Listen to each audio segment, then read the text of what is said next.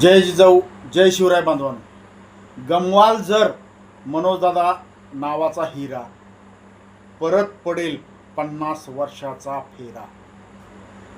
मराठ्यांची पोरं नुसती मारती चक्रा, प्रत्येक ठिकाणी होतील बळीचा बकरा. मनोजदादानं एकजुटीनं केले जमा मावळे, त्यासाठी सांगतोय मनोजदादा जरांगे पाटलाला गमवू नका.